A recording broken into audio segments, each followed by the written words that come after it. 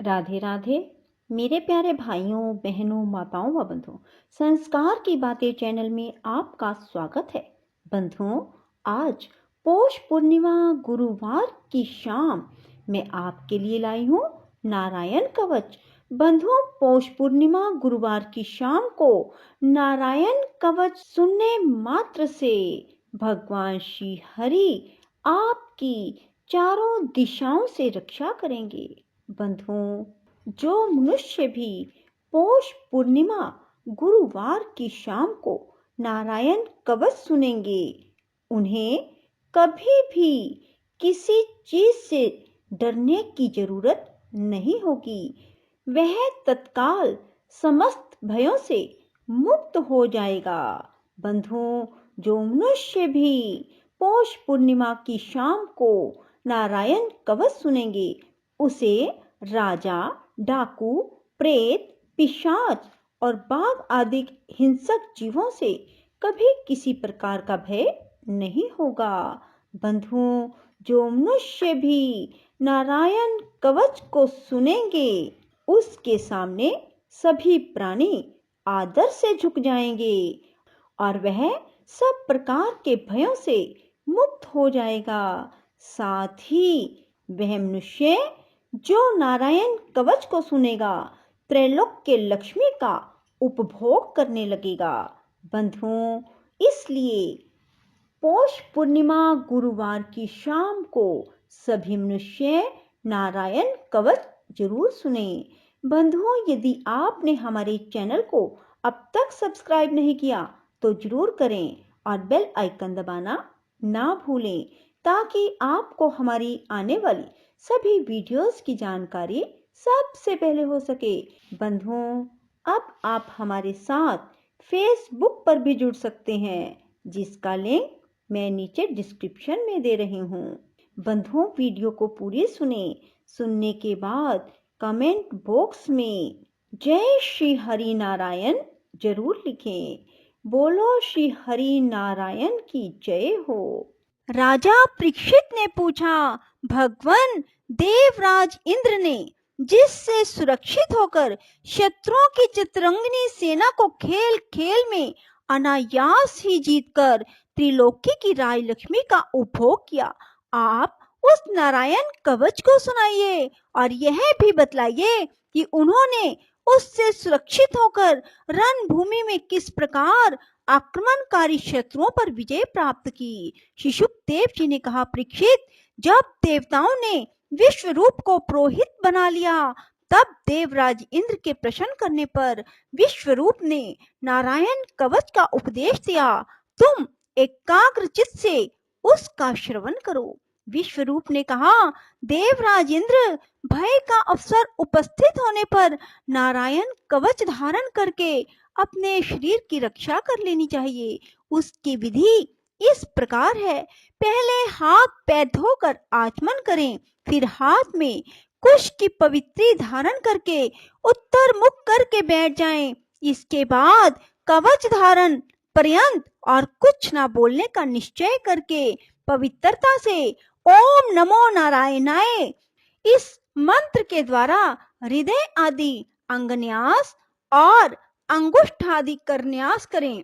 पहले ओम नमो नारायणाय इस अष्ट अक्षर मंत्र के ओम आदि 8 अक्षरों का क्रमशः पैरों, घुटनों, जांघों, पेट, हृदय, वक्षस्थल, मुख और सिर में न्यास करें, अथवा पूर्वोक्त मंत्र के यकार से लेकर ओमकार तक 8 अक्षरों का सिर से आरंभ कर उन्हीं 8 अंगों में विपरीत क्रम से न्यास करें।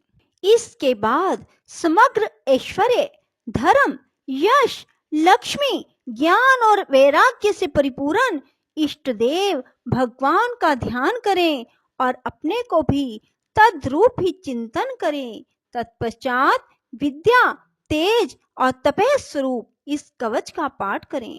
भगवान श्री हरि गरुड़ जी की पीठ पर अपने चरण कमल रखे हुए हैं।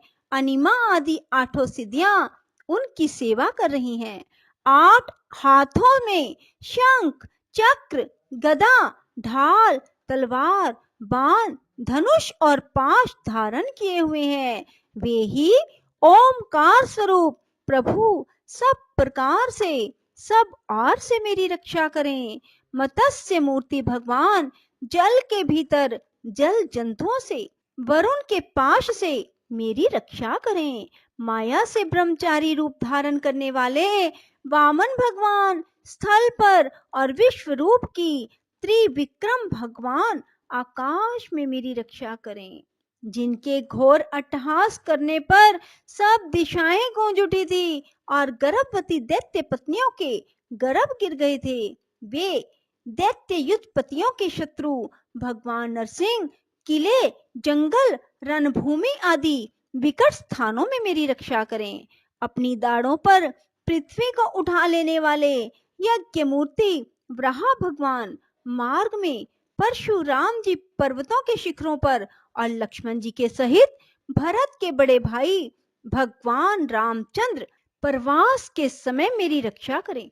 भगवान नारायण मारन मोहन आदि भयंकर अभिचारों और सब प्रकार के प्रमादों से मेरी रक्षा करें।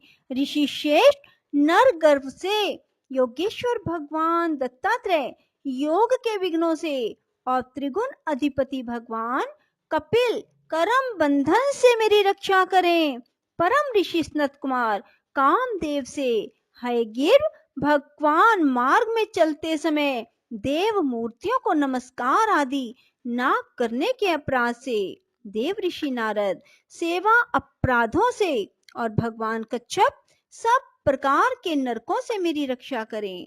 भगवान धन्वंतरी कुपथ्य से जितेंद्र भगवान ऋषभदेव सुख दुख आदि भयदायक द्वंद्वों से, यज्ञ भगवान लोकापवाद से, बलराम जी मनुष्यकृत कष्टों से और श्रीशेष जी क्रोधवश नामक सर्पों के गणों से मेरी रक्षा करें। भगवान श्री कृष्ण द्वैपायन व्यास जी अज्ञान से, बुद्धदेव पाखंडियों से और प्रमाद से मेरी रक्षा करें। धर्म रक्षा करने वाले महान अवतार धारण करने वाले भगवान कलिक पाप बहुत कलिकाल के दोषों से मेरी रक्षा करें।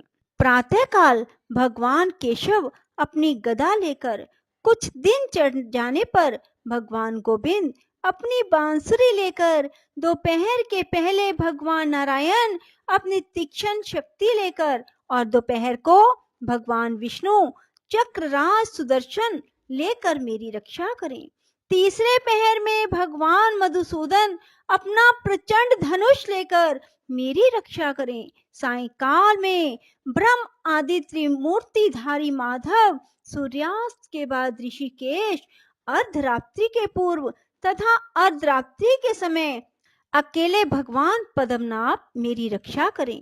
रात्रि के पिछले पहर में श्री वत्सल अंशन श्री हरि, उषा काल में खड़गधारी भगवान जनार्दन, सूर्योदय से पूर्व श्री दामोदर और संपूर्ण संध्याओं में काल मूर्ति भगवान विश्वेश्वर मेरी रक्षा करें।